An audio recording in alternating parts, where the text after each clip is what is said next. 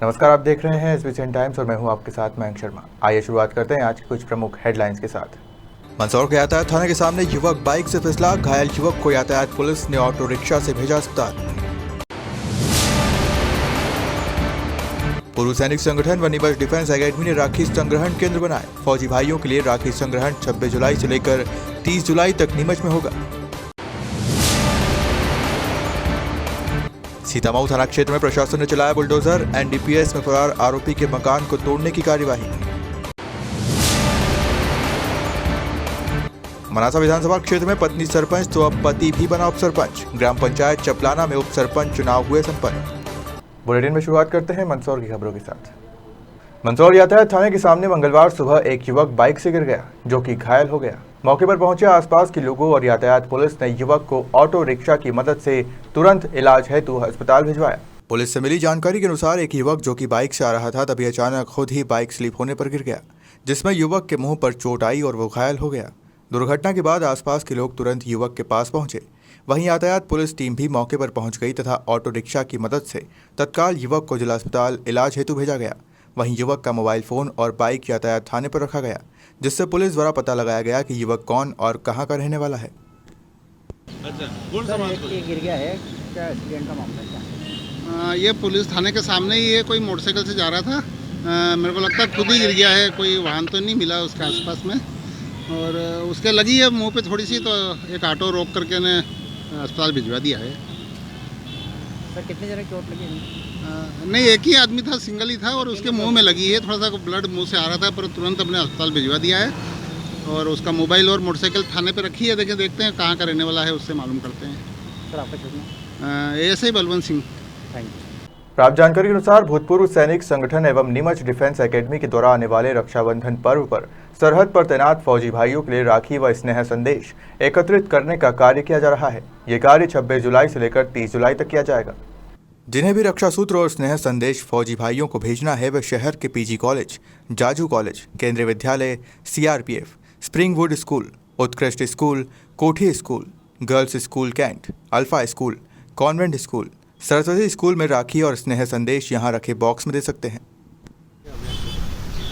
हर बार की तरह हमने इस साल भी रक्षा सूत्र सीमा पर तैनात फौजियों को भेजने का मुहिम शुरू की है, जिसमें इस बार हमने स्कूल को भी एक बॉक्स और कुछ कॉलेज को भी दिया है, जिसमें वो अपने रक्षा सूत्र डाल दें और हम उन्हें समय पर वापस जो सीमा पर तैनात है फौजियों को भेजेंगे। उसके अंदर एक संदेश और एक रक्षा सूत्र है। वो रक्षा सूत्र और संदेश अपने भाव को देश के प्रति और अपने फौजी भाइयों के प्रति जो संदेश है, वो अपने भाव व्यक्त करने का एक बहुत अच्छा माध्यम है। कोई भी बहन भाई अपने देश के फौजियों को अपने दिल या अपने देश के प्रति कुछ भावनाएं भेजने का कोई तरीका है, तो वो ये रक्षा सूत्र और संदेश वो अपने इस माध्यम से बॉर्डर पर तैनात किसी भी फौजी के पास अपना संदेश भेज सकते हैं।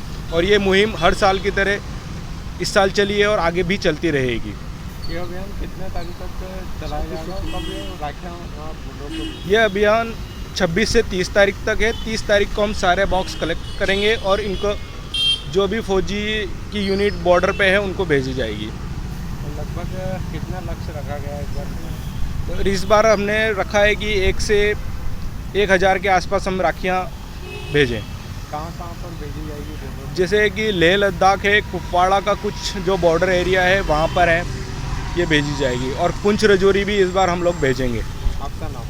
वीरेंद्र सिंह चौहान, पूर्व सैनिक संगठन कोषाध्यक्ष। प्राप्त जानकारी के अनुसार बीते कुछ दिनों पहले सीतामऊ पुलिस ने सुरखेड़ा रोड बाबा रामदेव मंदिर के पास से एक ट्रैक्टर ट्रॉली में ले जाया जा रहा 10 क्विंटल अवैध डोडा चूरा जब्त किया था, जिसमें मौके से 2 आरोपियों को पुलिस ने गिरफ्तार भी किया था। वहीं 2 अन्य आरोपी राहुल तथा पुष्कर मौके से फरार हो गए हैं। फरार आरोपियों की गिरफ्तारी के लिए एसपी अनुराग सुजानिया ने 10,000 का इनाम भी घोषित किया है। वहीं एसपी ने सख्त निर्देश पर आज ग्राम रावटी में फरार आरोपी राहुल पाटीदार के शासकीय जमीन पर बना अवैध मकान को प्रशासन ने बुलडोजर चलाकर जमींदोज कर दिया है।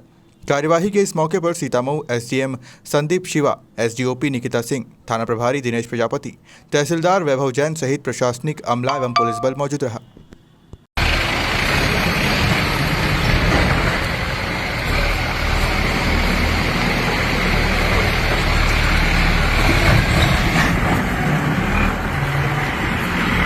कार्रवाई हुई है, क्या है पूरा? आज सीतामऊ तहसील के राउटी गांव में एक शासकीय सर्वे नंबर पर 109, 110 और 569 के लक्ष्मीनारायण पाटीदार द्वारा एक अवैध मकान निर्माण किया गया था जो लगभग 45 बाय 100 वर्ग फीट में फैला हुआ था, जिसके खिलाफ कार्रवाई की जाकर अभी अतिक्रमण तोड़ने कार्रवाई जा रही है। सर बताया जा रहा है कि इसका लड़का जो कोई तस्कर वगैरह में फरार है।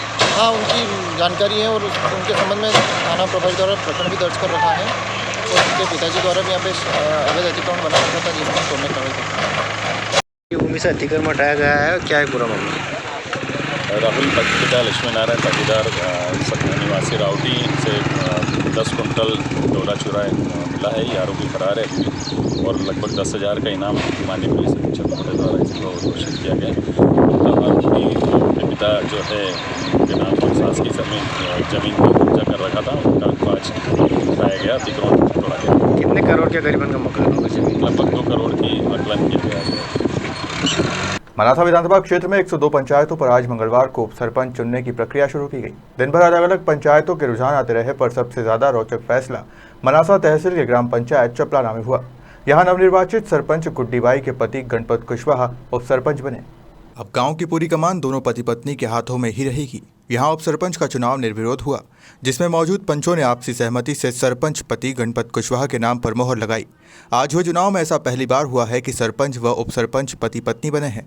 उपस्थित सभी पंच व ग्रामीणजनों ने चुनाव संपन्न होने के बाद माला पहनाकर मिठाई खिलाकर गणपत कुशवाहा को बधाई दी।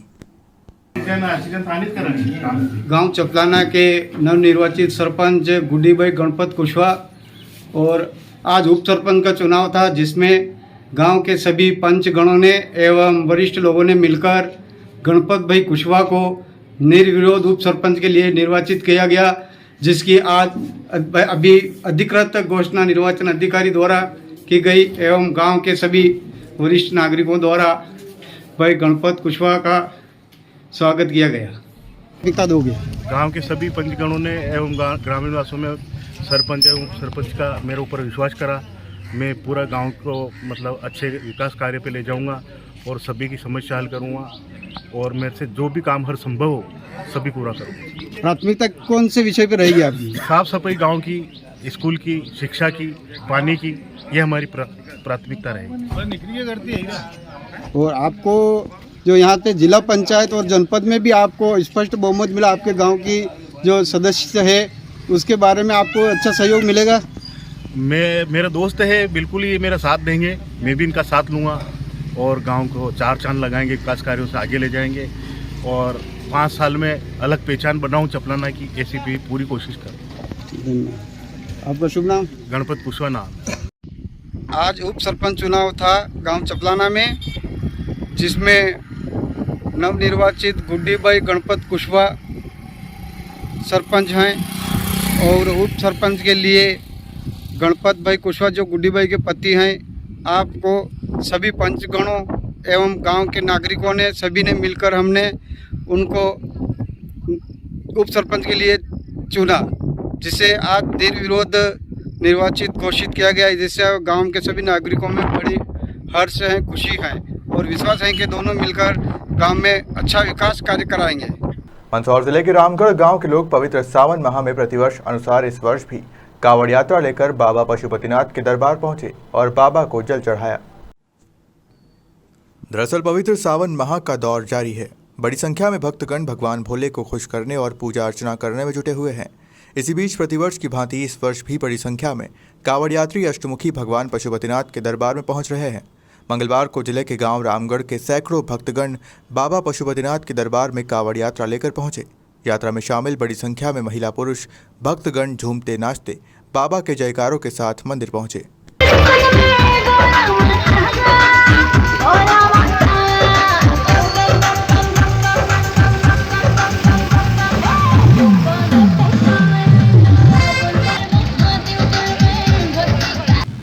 क्या नाम है आपका? नारायण डांगी। आज कावड़ यात्रा लाए हो? जी हाँ क्या कहना है? सर, रामगढ़ से आए हम कावड़ यात्रा लेके पूरे गांव के नेतृत्व में और 50 एक महिला है, 100-150 आदमी है और भगवान पशुपतिनाथ के यहाँ पर दर्शन कावड़ यात्रा ले जा रहे हैं और करीबन ये 6 साल से हम चले आ रहे हैं। तो बहुत ही अच्छा स्थान है, इसलिए हम पूरे गांव वाले अच्छे सहयोग करते हैं और पूरे गांव वालों के नेतृत्व में हम आए। मनासा नगर की जिन कॉलोनी की कई महिलाओं सहित रहवासी मंगलवार को देर शाम एसडीएम कार्यालय पहुंचे, जहां अपनी मांगों को लेकर एसडीएम पवन बारिया को ज्ञापन सौंपा। उक्त ज्ञापन में कॉलोनी की महिलाओं ने बताया कि करीबन 15 साल पहले महिलाओं ने मिलकर जिन कॉलोनी में पूजन पाठ के लिए शिवलिंग की स्थापना की थी। साथ ही कॉलोनाइजर द्वारा उक्त कॉलोनी में बगीचे की जमीन को हमारे सार्वजनिक उपयोग के लिए छोड़ा गया था, जिसका उपयोग सभी जिन कॉलोनी वासी कई वर्षों से अपने सामाजिक समारोह एवं धार्मिक आयोजन के लिए करते आ रहे हैं। वर्तमान में महिलाओं ने शिवलिंग को बड़े रूप में पास ही में स्थापित किया है, साथ ही छोटे शिवलिंग पास में ही विराजित हैं।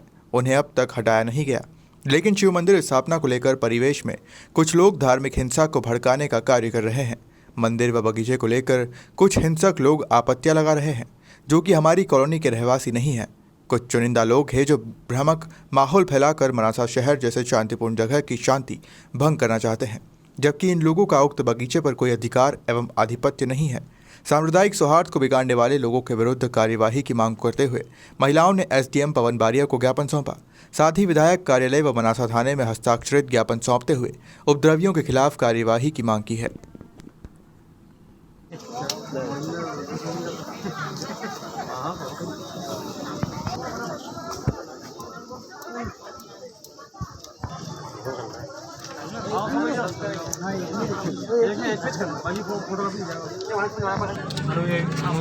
ये वेंकटेश प्रसाद वासुदेव महाजन द्वारा एक कॉलोनी काटी गई थी और नगर पालिका कई दिनों से उसकी ओर ध्यान नहीं दे रही थी, बगीचे की ओर, क्योंकि वासुदेव महाजन द्वारा एक बगीचा काटा गया था वहाँ पर। उसमें कुछ एक लोग जो कॉलोनी वासी ना होकर दूसरी कॉलोनी वासी जो हैं वो आके यहाँ हमको लड़ाने की कोशिश कर रहे हैं, जबकि हम सब परिवार जैसे रहते हैं, पूरे मोहल्ले वाले। हर व्यक्ति मोहल्ले का जो निवासी है यहाँ अपना कार्यक्रम कर सकता है, ऐसी कोई बात नहीं। हम करीबन 20 साल से वहाँ पर गरबा भी करते हैं और गणेश स्थापना भी करते हैं और साफ़ सफाई हम लोग करते हैं। नगर पालिका ध्यान ही नहीं देती है। वृक्षारोपण भी हमने किया है और आज वृक्ष इतने बड़े हो गए हैं कि उसके नीचे अपन बैठ के भोजन कर सकते हैं। कोई भी आदमी आके वहाँ बैठ सकता है, इतना छायादार वृक्ष हो चुके हैं। मुझे कानून से ये कहना है कि हमारी ओर ध्यान दिया जाए और हमारे को लड़ाने की कर रहे हैं कुछ असामाजिक तत्व, तो उनके ऊपर कार्रवाई होना चाहिए, यही कहना चाहता हूँ। धन्यवाद। भारत माता की जय। कॉलोनी में शिव मंदिर की स्थापना को लेकर सभी महिलाएं ज्ञापन देने के लिए आई है। क्या मांग है? मांग क्या है? कोई नया मंदिर हम स्थापित नहीं कर रहे हैं। पहले हमारे 15 साल पुराना छोटा शिवलिंग बना हुआ है, उसको हम थोड़ा बड़ा रूप देकर चबूतरे पे स्थापित हम महिलाओं ने मिलकर किया है, तो उसके लिए हम ज्ञापन देने के लिए आए हैं कि उसकी सुरक्षा की जाए। अभी वर्तमान में क्या स्थिति? वर्तमान में क्या स्थिति? हम महिलाओं ने मिलकर शिवलिंग वहाँ पे स्थापित कर दिया है और सबूत के तौर पे पुराना हमने हटाया नहीं है, क्योंकि हमको पता था कि ऐसा कुछ शायद हो जाए। ठीक है, कुछ ऐसा कुछ हो जाए, इसलिए हमने हटाया नहीं है। और अब हम सब ज्ञापन देने आए हैं कि जो हमने नया स्थापित किया वो वैसा ही रहना चाहिए, और अगर इसके बाद हम उसमें कुछ निर्माण करना चाहेंगे तो साफ से अनुमति लेके ही हम उसका कार्य करेंगे आगे। वो तो कॉलोनी की ज़मीन है और कुछ लोगों ने ऑब्जेक्शन लिया है, तो पुलिस वाले वहाँ पे पूछने आए थे, तो पुलिस का आने का कारण कुछ होगा क्या? तो इसीलिए हमने ज्ञापन में दिया है कि कुछ लोग ऐसे हैं जो परेशान कर रहे हैं, तो पुलिस वाले आए थे, उनको लगा होगा, तो इसलिए हम ज्ञापन देने आए हैं। चलो ठीक। रामनगर जी। पवित्र सावन माह का दौर जारी है। भक्तगण बाबा भोलेनाथ की भक्ति में लीन है। मंदसौर के अष्टमुखी भगवान पशुपतिनाथ के दरबार में भक्तों की भीड़ उमड़ रही है। सोमवार को मंदसौर पशुपतिनाथ मंदिर में चल रहे मनोकामना अभिषेक में विधायक यशपाल सिंह सिसोदिया ने परिवार सहित भागीदारी की। विधायक ने यहां मनोकामना अभिषेक में हिस्सेदारी कर बाबा पशुपतिनाथ से सुख समृद्धि की कामना की। वहीं बड़ी संख्या में भक्तगण बाबा पशुपतिनाथ के दर्शन करने मंदिर पहुंच रहे हैं। शहर के नरसिंहपुर सत्यनारायण कॉलोनी के सिद्धेश्वर महादेव से कांवड़ यात्रा की शुरुआत हुई, जिसमें महिला और पुरुष सहित बच्चों ने भगवान पशुपतिनाथ के मंदिर पहुंचकर जल चढ़ाया। सावन माह को लेकर भक्तों में काफी उत्साह है। दरअसल कोरोना के चलते भक्तगण इस उत्साह के साथ बाबा की भक्ति नहीं कर पाए थे, लिहाजा इस वर्ष प्रशासन की कोई रोक टोक नहीं है, तो भक्तगण पूरी श्रद्धा के साथ बाबा की भक्ति में लीन है।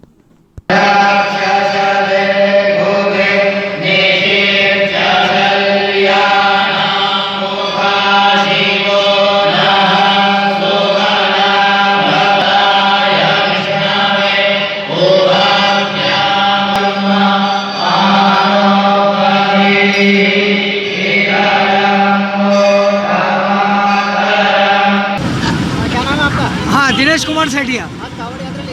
हाँ, ये सत्यनारायण कॉलोनी नरसिंहपुरा से कांवड़ यात्रा पशुपतिनाथ मंदिर की ओर प्रस्थान कर रहे हैं। कितने सालों से निकालते आ रहे हैं? ये 2 सालों से।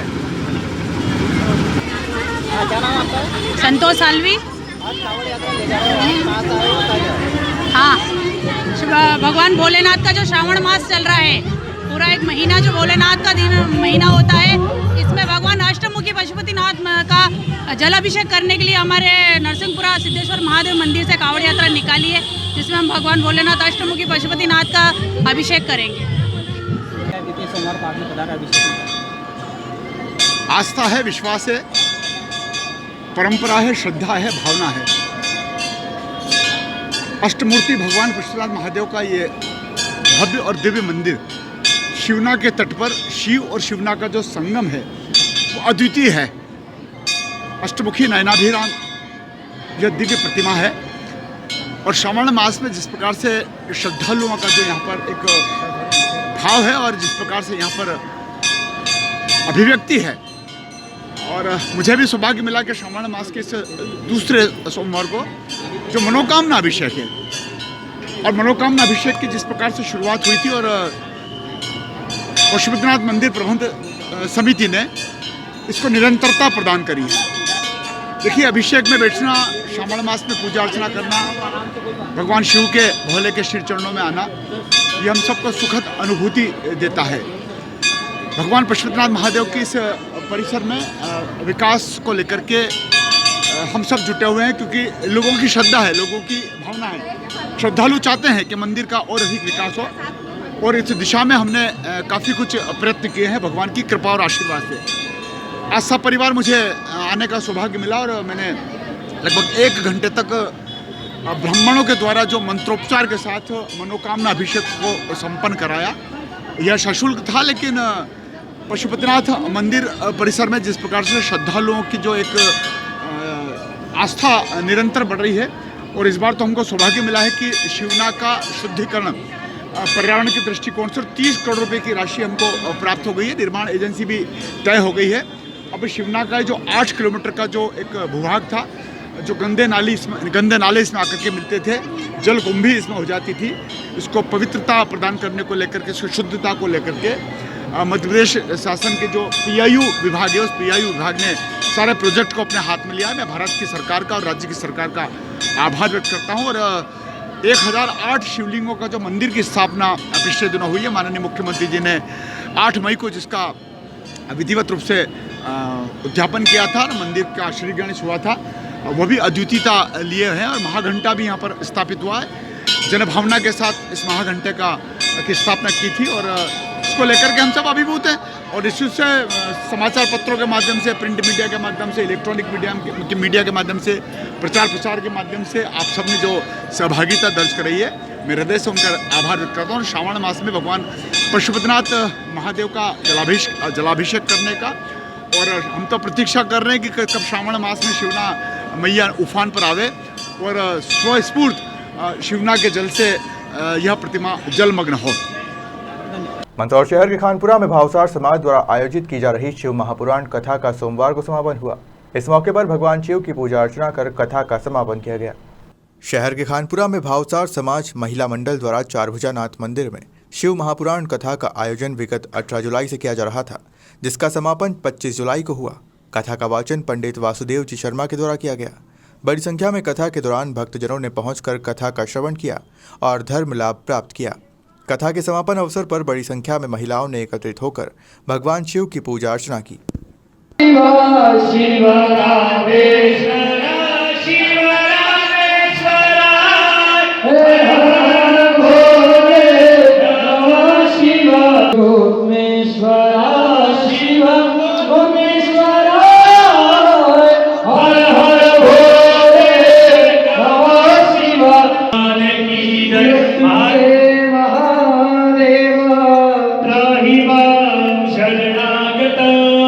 शिवलिंग की पूजा अर्चना हुई है। पार्थिव शिवलिंग बनाए हम महिलाओं ने, सबने, पंडितों ने, और हमने पार्थिव शिवलिंग की पूजा अर्चना की है, और ये सभी महिलाओं ने की है। भावसा धर्मशाला में हुई है। और आज कथा का भी अंतिम वो उद्यापन वगैरह सभी है और हवन भी है, इसमें सभी ने भाग लिया है। और आज महाप्रसादी का भी अंतिम समय है। क्या नाम है आपका? संतोष भावसार, खानपुरा, मंदसौर। हाँ जी, क्या नाम है आपका? ऋतु भावसार। आज आपने पूजा अर्चना की गई है, क्या कहना है? आज हमने पार्थिव शिवलिंग का अभिषेक किया, सभी महिलाओं ने मिलकर किया और उसके बाद पूजा अर्चना की और मतलब शिव अभिषेक किया गया। सभी महिलाओं ने मिलकर अभिषेक किया, पूजा अर्चना की है और आज महाप्रसादी भी की है। किन की पूजा की गई आपने? पार्थिव शिवलिंग की। कौन सा क्षेत्र है ये खानपुरा मंदसौर का क्षेत्र है। चारभुजानाथ मंदिर, भावसा धर्मशाला।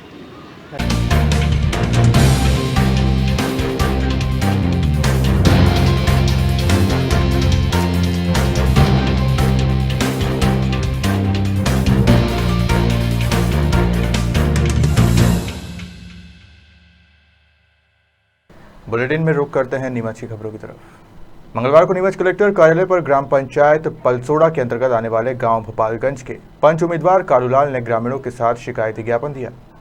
ज्ञापन में बताया कि उसने ग्राम पंचायत चुनाव में भोपालगंज से वार्ड पंच का चुनाव लड़ा था, जिसमें उसके सामने ब्रजमोहन ने चुनाव लड़ा, जिसे केवल 31 मत प्राप्त हुए और मुझ कालूलाल को 137 वोट मिले, जबकि पीठासीन अधिकारी ने त्रुटिवश ब्रजमोहन को विजयी घोषित कर दिया, जबकि ये गलत है। अतः मामले में निष्पक्ष जांच और उचित कार्रवाई की जाए व मुझे कालूलाल को विजयी घोषित किया जाए। ज्ञापन नायब तहसीलदार मोनिका जैन ने लिया। जी भैया बताइए, आप कौन से गांव से आए हैं, क्या समस्या लेकर के आए हैं, क्या मांग करी आपने? जी भैया, हम ग्राम पालचुरा से भोपालगंज से आए हम।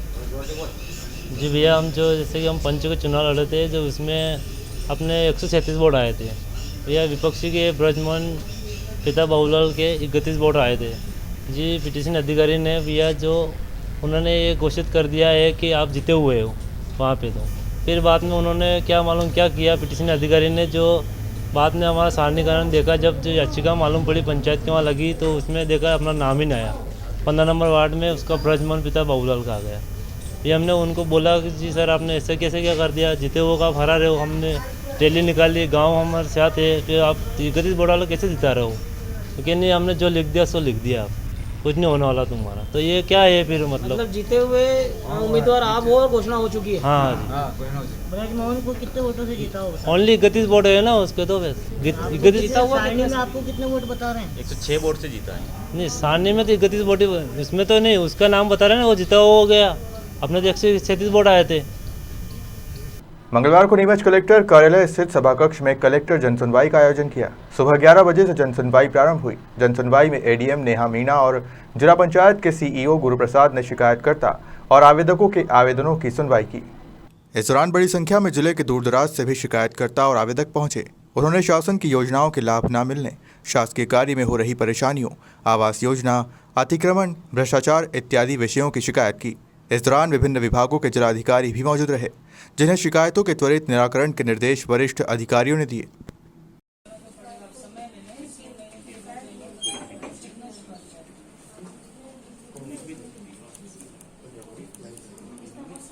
मंगलवार प्राप्त जानकारी के अनुसार नीमच कृषि उपज मंडी के व्यापारी संघ ने गुरुवार को अवकाश रखने का निर्णय लिया है। दरअसल आगामी 28 जुलाई गुरुवार को हरियाली अमावस्या है। इसके मद्देनजर नीमच कृषि उपज मंडी के व्यापारी संघ ने निर्णय लिया है कि मंडी में नीलामी नहीं होगी। इस दिन अवकाश रहेगा। इसे ध्यान में रखते हुए किसान भाई अपनी उपज लेकर नीमच कृषि उपज मंडी में न आए, ताकि नीलामी न होने की स्थिति में उन्हें परेशानी का सामना न करना पड़े। गौरतलब है कि नीमच कृषि उपज मंडी प्रदेश की सबसे बड़ी मसाला और औषधि उपज मंडी है। यहाँ मध्य प्रदेश के साथ साथ पड़ोसी राज्य राजस्थान से भी बड़ी संख्या में किसान उपज लेकर आते हैं।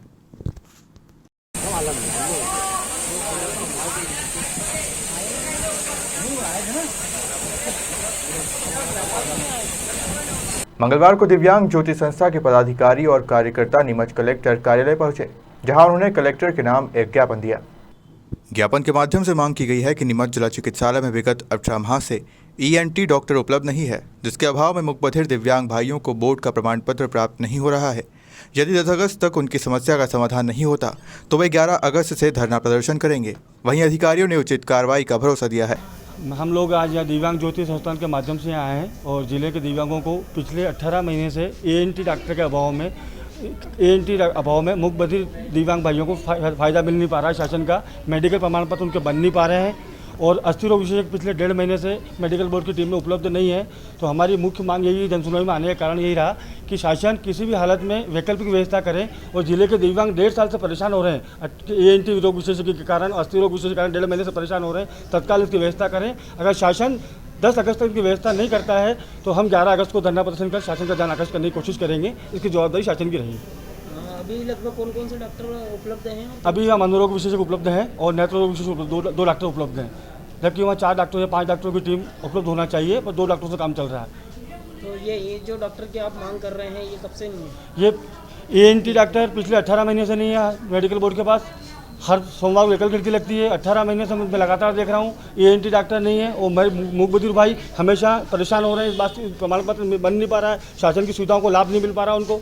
अस्थि रोग विशेषज्ञ डॉक्टर गांधी जी यहाँ थे, वो 1.5 महीने से अभी आगे पढ़ाई करने चले गए हैं, उस कारण लाभ नहीं मिल पा रहा है। तो शासन से मेरा यही निवेदन है कलेक्टर महोदय से कि तत्काल डॉक्टरों की व्यवस्था करें ताकि दिव्यांगों को शासन की योजनाओं को फायदा मिल सके। क्या नाम लिखते हैं आप? मैं अध्यक्ष दिव्यांग ज्योति संस्थान रामप्रकाश बलदेवा। मंगलवार को नीमच कलेक्टर कार्यालय पर नीमच तहसील के अंतर्गत आने वाले गांव झालरी के धीरज सिंह गुर्जर पहुंचे, जहां उन्होंने प्रधानमंत्री आवास की मांग का एक शिकायती आवेदन कलेक्टर मयंक अग्रवाल के नाम दिया। आवेदन में बताया गया कि पूर्व में उनका प्रधानमंत्री आवास के लिए सूची में नाम आ गया था, फिर भी आवास आवंटित नहीं किया गया, जबकि उनका कच्चा मकान है। वहीं इस मामले में अधिकारियों ने उन्हें उचित कार्रवाई का भरोसा दिया है। मैं चले क्या पहले आवेदन दिया था और नाम भी आ गया था, लेकिन मकान नहीं आया, कच्चा मकान नहीं, फोटो दिया और जनसुनवाई में अभी आवेदन दिया। कैसा गाँव रो आप? गाँव झालरी। काय क्यों आवेदन दिया था आपने? मकान को, कच्चा मकान को, प्रधानमंत्री आवास। तो बजे कई में अब वापस आवेदन दियो आदेश दे भाई खींचा कलेक्टर साहब जाँच कराओगा। आपको नाम आई तो लिस्ट में आई गयो तो पहला नाम फिर कट गयो। कहीं पता चलो अपने काय थी कटो कहीं? अब पता नहीं चलियो आने के पहले फिर आवेदन दियो अट्ठे जाँच के पहले। कितना समय थी परेशानी? मन 2 साल हुई क्या। अच्छा, आज आवेदन दियो कहीं क्यों अधिकारी? जाँच के क्यों ना जाँच करावा। आपको नाम? लक्ष्मी नारायण। कैसा गाँव? झालरी। मंगलवार को बड़ी संख्या में जावत तहसील के अंतर्गत आने वाले गांव रूपाहेली के ग्रामीण नीमच कलेक्टर कार्यालय पर पहुंचे, जहां उन्होंने कलेक्टर मयंक अग्रवाल के नाम एक शिकायती ज्ञापन दिया। ज्ञापन में बताया कि गांव की शासकीय भूमि पर कतिपय लोगों द्वारा अवैध कब्जा कर लिया है। शासकीय भूमि पर कब्जे के साथ साथ उन्होंने पट्टे की जमीन पर भी कब्जा कर रखा है।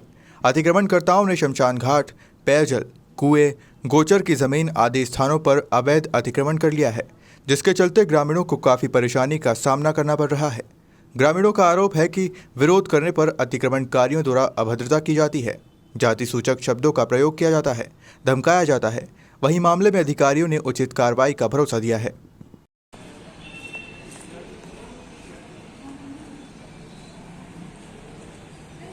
फिलहाल खबरों में सिर्फ इतना ही। आप देखते रहिए SBCN टाइम्स।